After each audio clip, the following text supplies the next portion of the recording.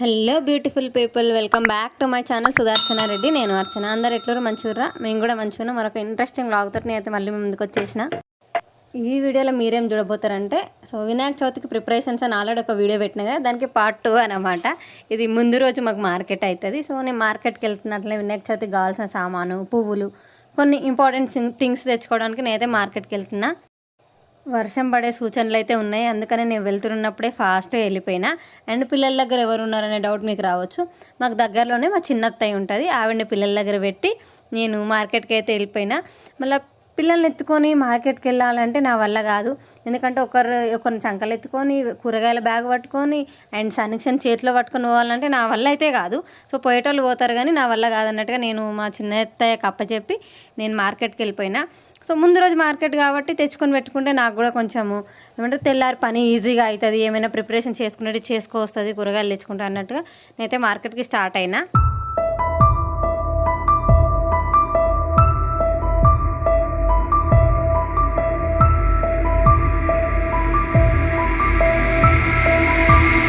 Sweet corn కూడా పెడతారు కదా, అంటే కంకి కూడా పెడతారు వినాయకుని దగ్గర. ఎందుకంటే ఏనుగుకి ఇష్టమైనవి అన్నీ, ఏనుగు రూపం ఉంటుంది కాబట్టి ఆయనకి ఏనుగుకి ఇష్టమైనవి అన్నీ వినాయకుని దగ్గర కూడా పెడతారు. అండ్ దోసకాయ కూడా పెట్టాలంట, వినాయకునికి చాలా ఇష్టం అంట దోసకాయ.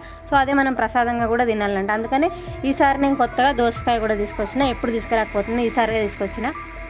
ఓనగాయ కూడా వచ్చేసింది మార్కెట్లకి. ఓనగాయ అంటే చింతకాయని చిన్నగా ఉన్నప్పుడు ఓనగాయ అంటారు, దాన్ని ఓనగాయ పచ్చడి చేసుకుంటారు. మా సైడ్ ఏంటంటే ఈ వినాయక చవితి అప్పటి నుంచే ఓనగాయ తినడం స్టార్ట్ అవుతాయి అనమాట. అప్పటిదాకా తినారు. ఆ రోజు వినాయక చవితి రోజు వినాయకుని దగ్గర పెట్టి ఆ ఓనగాయతోటి పచ్చి చింతకాయల పులుసు చేస్తారనమాట. అది చేసిన తోటే మనకు స్టార్ట్ అవుతాయి అనమాట చింతకాయలు తినుడు, ఓనగాయ తినుడు, ఓనగాయ పచ్చడి చేసుకుండు ఇవన్నీ. నేనైతే కూరగాయలు కావాల్సిన సామాను అన్నీ తీసుకొని వచ్చేసిన ఇంటికి, ఎందుకంటే ఫాస్ట్గా పోవాలి నేను. వానమొగలు అవుతుంది, మళ్ళీ చినుకులు పడతాయి, పిల్లలు ఇంటి దగ్గర అత్తయ్యని సతాయిస్తున్నారు ఏంది అన్నట్టుగా నేనైతే ఫాస్ట్గా వచ్చేసిన. ఇంకా వచ్చి రాగానే చిన్నవి అయితే వండుకుంది. రాగానే ఫీడింగ్ ఇస్తే తను వండుకుండిపోయింది చిన్న పాప. సన్నిక్షేమ ఆడుకుంటుంది.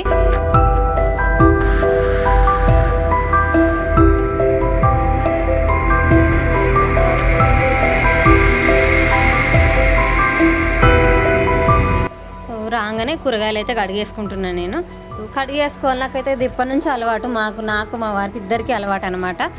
కరోనా అప్పటి నుంచి అలవాటు మాకు. కూరగాయలు కడిగిన తర్వాతనే మేము ఫ్రిడ్జ్లో పెట్టుకోవడం కానీ స్టోర్ చేయడం కానీ చేస్తాం వాటిని.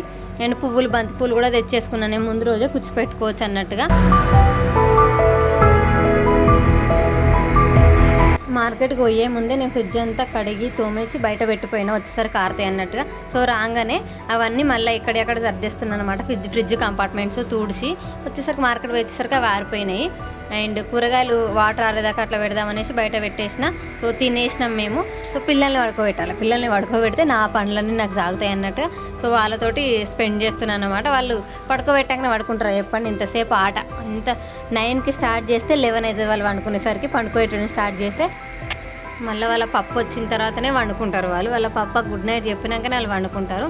అండ్ ముందు రోజు కొన్ని చేయాల్సిన పనులు ఉంటాయి కదా, లైక్ పప్పు నానబెట్టుకోవడం, ఇవన్నీ నేను చేసుకున్నాను అనమాట. పొద్దుగాలే నానబెడితే ఒక్కోసారి గుర్తుకే ఉండదు, అందుకని ముందు రోజే శనగలు గుడాలు చేయడానికి శనగలు నానబెడుతున్నా. అండ్ పూర్ణం చేయడానికి, మోదకాలు చేయడానికి పూర్ణం కావాలి కదా, వాటికోసానికి శనగపప్పు కూడా నానబెట్టేసుకున్నాను నేను ముందు రోజే. అండ్ తుమ్ముకూర ఎక్కువ నాకు టైం తీసుకుంది. ఏదైనా ఉందంటే తుమ్ముకూర నుంచి ఆకులు ఏరడమే నాకు ఎక్కువ టైం తీసుకుంది. మేమైతే ఓన్లీ వినాయక చవితి రోజు మాత్రమే తింటాము తుమ్మికూర, మిగతా ఎప్పుడు తినాము. ఈరోజు మాత్రమే తింటాము, ఎందుకనే సంగతి నాకైతే తెలియదు. బట్ ఈరోజు మాత్రం కంపల్సరీ చేసుకుంటాం తుమ్మికూర. రైస్ కుక్కరు, మిక్సీ ఇవన్నీ కూడా నేను క్లీన్ చేసి పెట్టుకున్నాను నీట్గా. ఎందుకంటే కొంచెం దుమ్మున్నా కూడా పొద్దుగాల అంతటా సందడిలాగా అన్ని వంటలు చేసుకుంటూ పెడతాం కదా, స్పూన్లు కూడా ప్రతి చోట పెడతా ఉంటాం కదా, నీట్గా ఉండాలన్నట్టుగా నేనైతే కడిగేసుకుంటున్నా రైస్ కుక్కర్ అండ్ మిక్సీ కూడా.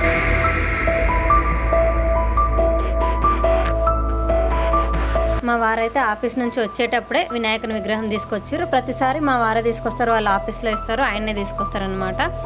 మా వారు తీసుకొచ్చారు. ఎప్పుడైనా 2 తెస్తున్నాయి. నేను పోయినసారి 2 పెట్టిన వినాయకుల్ని, బట్ నాకు 2 పెట్టి చేసుకుంటే నాకు మంచిగా అనిపించలేదు వినాయకులు. యాక్చువల్లీ పోయినసారి ఎందుకు నేను 2 పెట్టుకున్నా అంటే అప్పటికి అందరు తెచ్చేసుకున్నారు.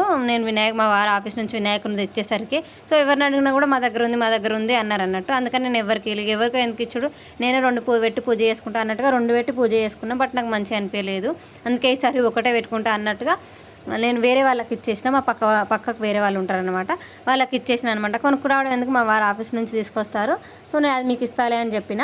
అండ్ ఇంకొకటి నాకు వేరే వాళ్ళు ఇచ్చారనమాట, పెద్దది, ఇంకొంచెం పెద్దది, మా పక్కకే ఉంటారు వేరే వాళ్ళు, మా పక్కింటి వాళ్ళు ఇచ్చారు. సో నేను అది పెట్టి పూజ చేసుకున్నా. అండ్ ఈ డ్రాయింగ్ వచ్చేసి నేనే వేసిన అనమాట, బ్యాక్ డ్రాప్ లాగా, వినాయక చవితికి బ్యాక్ డ్రాప్ కడదాం అన్నట్టుగా నేను ఇది వేసిన. నేను ఆల్రెడీ ముందు బ్లాగ్లో షేర్ చేసిన, నేను ఈ డ్రాయింగ్ ఎట్లా వేసినా ఏంటిదనే. చూడకపోయింటే నేను డిస్క్రిప్షన్లో లింక్ ఇస్తే వెళ్ళి ఒకసారి చెక్ చేయండి, లేదంటే ఛానల్కి వెళ్ళైనా చెక్ చేయండి. సో మేము వినాయక చవితి ఎట్లా చేసుకున్నాం అనేది నేను నెక్స్ట్ వచ్చే బ్లాగ్లో షేర్ చేస్తాను. So that's it for the video. మళ్ళీ వీడియోలో మళ్ళీ కలుసుకుందాము. అప్పటిదాకా చూస్తూనే ఉండరు. సుధార్చన రెడ్డి, నేను అర్చన. బాయ్.